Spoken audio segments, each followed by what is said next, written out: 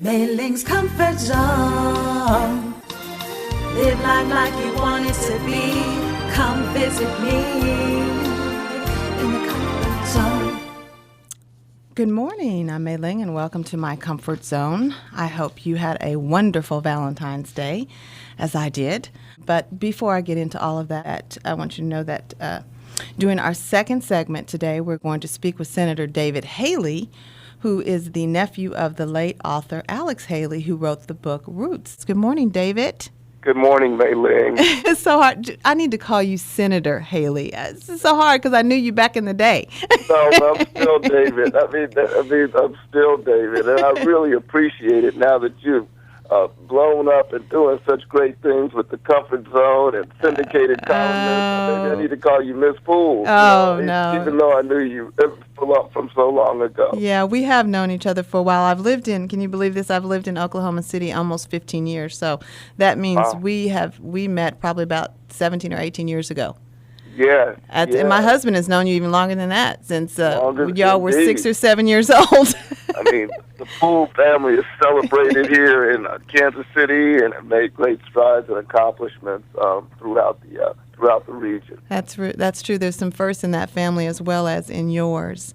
We just recently saw each other at my husband's aunt's funeral, Christine Northern, who was the first African-American woman to graduate from KU's University of Kansas School of Nursing.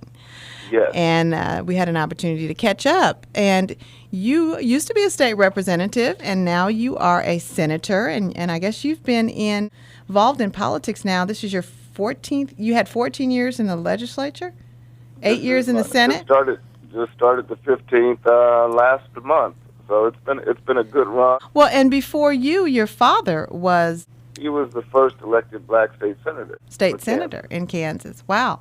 But we're here to talk about your uncle. Well, before we shift to my uncle, let me say how proud I am of what you do. It's so funny to have run into you because I actually read your column and say with pride, I know her.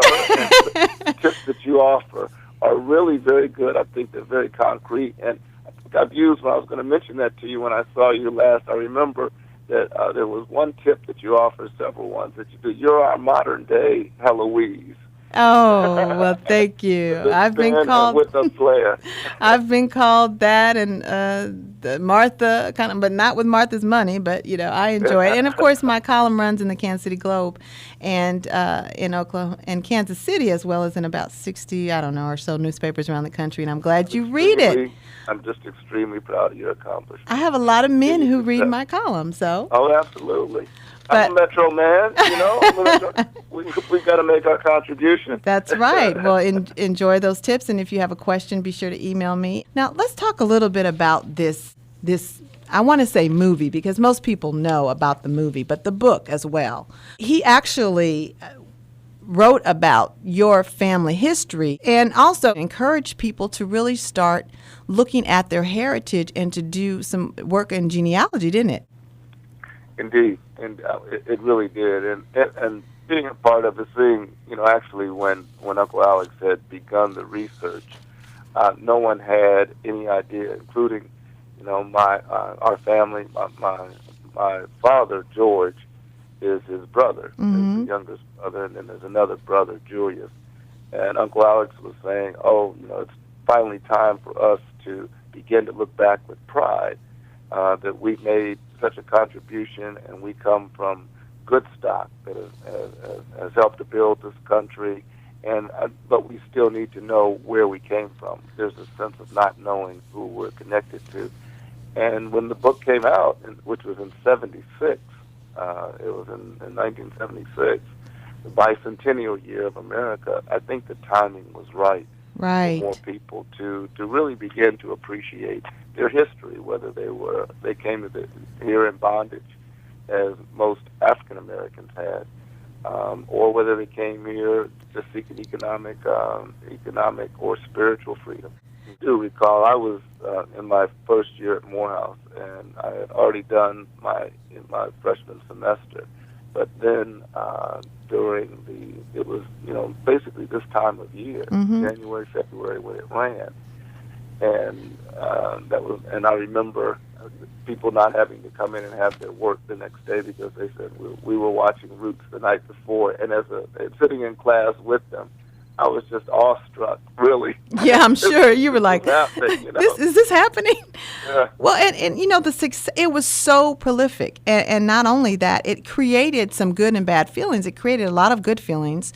The New York Times wrote an article about your uncle saying that he would walk down the street and people would come up to him of all colors and all nationalities and just give him a hug, because he had kind of exposed what we all knew or thought we knew about how slaves were transported to America and the journey, but I think we all learned something from that. And he sold over 5 million books, and the miniseries at the time was rated as one of the highest, and maybe it still is. And from that, I think people, again, were learning about their own history, wanting to know more about it. So what did this book mean to your family, since it was based on your family?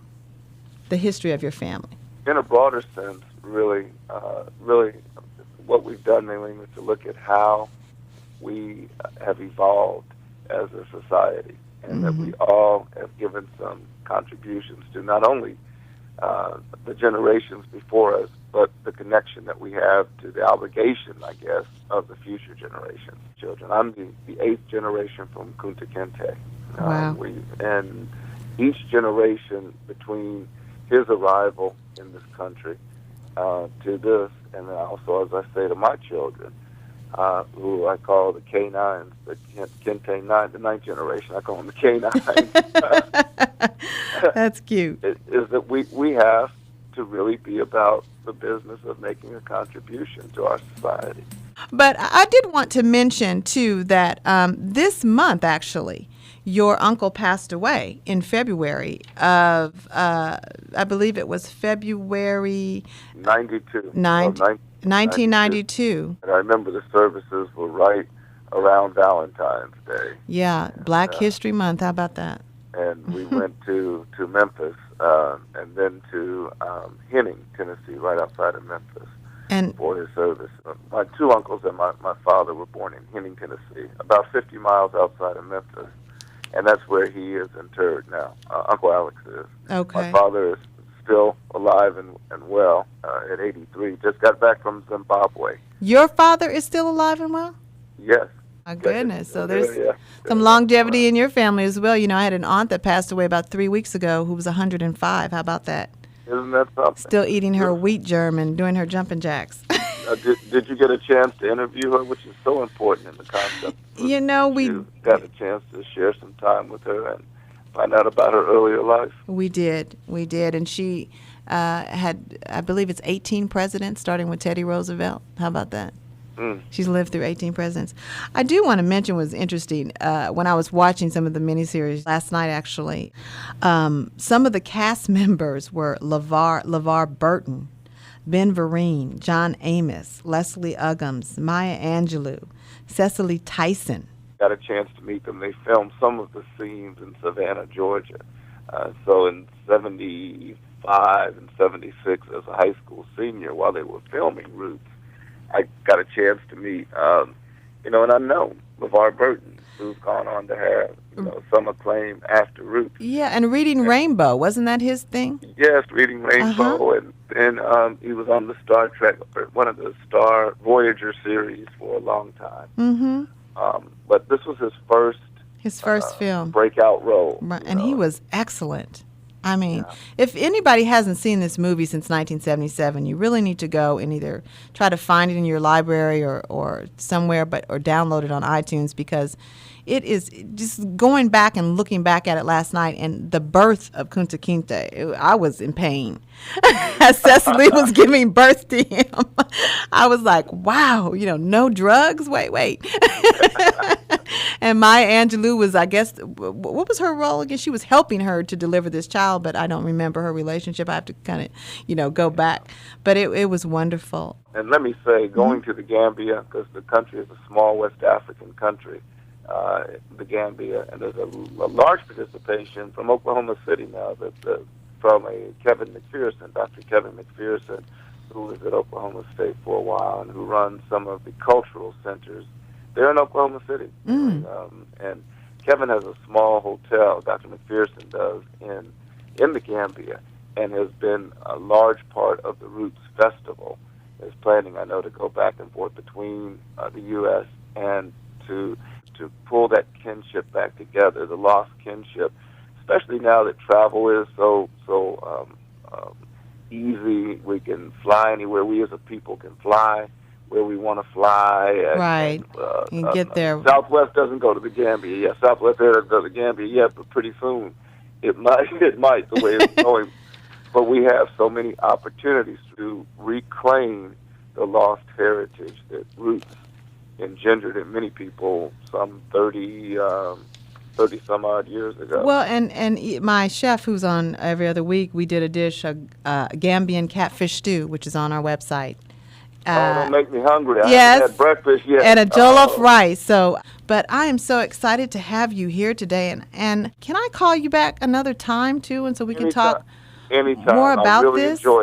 I really enjoyed it, and thank you, Mi-Ling, and continued success with Comfort Zones and what you're doing, and helping us to stay connected and to live nicer lives, just nicer environment. You've been listening to Mi-Ling's Comfort Zone. We'll see you next week.